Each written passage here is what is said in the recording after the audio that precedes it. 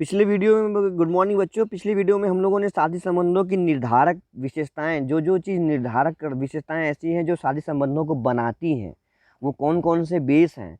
तो हमने रुचि, आर्थिक स्तर, सामाजिक स्तर, धार्मिक स्तर, मानसिक स्तर, विकास स्तर पे बात की थी। आज हम लोग बात करेंगे साथी संबंधों की कौन कौन सी विशेषताएं होती हैं। तो पहला होता है फेथ, विश्वास। मेरा नाम आ गया। हाँ, खैर, विश्वास। तो एक दूसरे के ऊपर आंख बंद करके हम विश्वास करते हैं अपने साथियों के ऊपर। दूसरा है पारदर्शिता, ट्रांसपेरेंसी। देखिए, एक चीज मैं बताऊं, मित्रता में हमेशा ट्रांसपेरेंसी होनी चाहिए। एक साथी संबंध की सबसे बड़ी विशेषता यह भी है कि एक दूसरे में पारदर्शिता बना रहता है। तीसरी बात है सहभागिता। अगर एक दूसरे के सहभागी नहीं होंगे तो किस नाम का साथी संबंध। साथी का मतलब जो साथ साथ चले और आपके हर सुख दुख में, हर कार्यों में आपका सहभागी बने। चौथा है प्रभावशीलता, इफेक्टिवनेस। एक साथी का प्रभाव दूसरे साथी पड़ता है, दूसरे साथी का प्रभाव तीसरे या पहले साथी पड़ता है। उदाहरण के लिए, जब बच्चा समाज में आता है तो आप देखेंगे कि बच्चा वो अधिक जल्दी सीखता है, वो वही चीज़ सीखता है जो उसके साथी करते हैं या करके आते हैं या कर रहे हैं। समझ में आया? प्रतियोगिता। देखिए, साथी संबंधों में एक चीज़ होता है, या तो आंतरिक प्रतियोगिता होती है या बाह्य प्रतियोगिता होती है। अब कहेंगे आंतरिक प्रतियोगिता क्या है, बाह्य प्रतियोगिता क्या है। आंतरिक प्रतियोगिता अपने साथी समूह के अन्य सदस्यों के साथ की कंपटीशन या प्रतियोगिता, और बाह्य प्रतियोगिता एक समूह का दूसरे समूह के साथ प्रतियोगिता। हम तो पूरा उसमें समूह रहेगा, एक तरफ रहेगा, दूसरा समूह एक तरफ रहेगा। समझ में आया? सॉरी। सामूहिक कार्य। जब समूह है तो सामूहिक कार्य होगा ही। तो साथी संबंधों की विशेषता होती है कि जब भी वो कार्य करते हैं, सामूहिक कार्य करते हैं। वैचारिक आदान प्रदान, एक्सचेंज ऑफ आइडिया।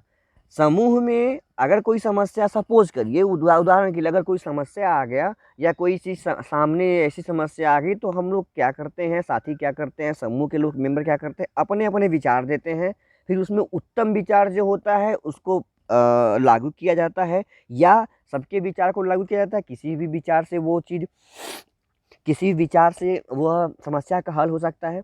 तो वैचारिक आदान प्रदान होता है। वाद विवाद, डिस्कशन आपस में भी होता है और बाहरियों से भी होता है। तो साथी संबंधों में ये नहीं है कि शांति रहता है, आपस में वाद विवाद भी होता है। स्वस्थ वाद विवाद भी होता है और अस्वस्थ वाद विवाद भी होता है। स्वस्थ वाद विवाद जिसमें किसी चीज़ को लेकर डिस्कशन हो, और अस्वस्थ वाद विवाद कि ऐसा डिस्कशन बढ़ जाए कि मारपीट भी शुरू हो जाए। तो ये सब इसकी विशेषताएं हैं। आठवां है स्वार्थ का अभाव, लैक ऑफ सेल्फिशनेस। जब हम समूह की बात करेंगे तो लाभ को, स्वार्थ को त्याग देंगे। यहाँ पे समूह साथी संबंधों की एक विशेषता यह भी है कि कब स्वार्थ का अभाव होता है। फिर नैतिक एवं मानवीय दृष्टिकोण, moral and human being view. साथी संबंधों की सबसे लास्ट और सबसे महत्वपूर्ण विशेषता है, और भी विशेषताएं होती है, लास्ट में नहीं बोलूँगा, लेकिन सबसे महत्वपूर्ण विशेषता है नैतिक और मानवीय दृष्टिकोण, मॉरल एंड ह्यूमन बीइंग। कोई भी समूह अमानवीय नहीं बनाता। कुछ हैं समूह, उसको हम दरकिनार कर देते हैं, जो सामाजिक समूह है। कोई भी सामाजिक समूह अनैतिक नहीं बनाता, अमानवीय नहीं बनाता, ऐसा दृष्टिकोण नहीं प्रस्तुत करता। कोई भी समूह विध्वस्त या हिंसात्मक नहीं हो सकता। ठीक है? तो अब हम लोग सामाजिक बोध अगले वीडियो में पढ़ेंगे। आज के लिए इतना ही। इसका नोट्स बनाइए, हो सके तो इसके बारे में थोड़ा सा जो मैं बताया हूँ आप लिख लीजिए। और मैं फिर से रिपीट कर देता हूँ। विश्वास, पहला जो निहित साथी संबंध की विशेषता है वो है विश्वास। मित्र एक दूसरे में विश्वास रखते हैं। पारदर्शिता, अगर पारदर्शिता नहीं होगी, वो एक अपने अपने बात को छिपाएंगे तो वो साथी समूह नहीं होंगे। सहभागिता, अगर किसी कार्य को एक दूसरे के साथ मिलकर नहीं करेंगे तो वो साथी समूह नहीं, तो यह सहभागिता होती है। इफेक्टिवनेस, प्रभावशालिता, एक समूह दूसरे समूह पे या समूह के एक बालक दूसरे बालक पर प्रभाव डालते ही हैं। प्रतियोगिता, आंतरिक और बाह्य दो हुआ था प्रतियोगिता, इनर और आउटर। देख लीजिए, इसमें इनर में आपने देखा होगा कि अपने ही समूह में, आउटर में एक समूह का दूसरे समूह के साथ, ठीक है। अब सामूहिक कार्य जब भी होता है तो एक साथ मिल के काम करते हैं ग्रुप में, ग्रुप कार्य। वैचारिक आदान प्रदान, विचारों का आदान प्रदान करते हैं एक दूसरे से।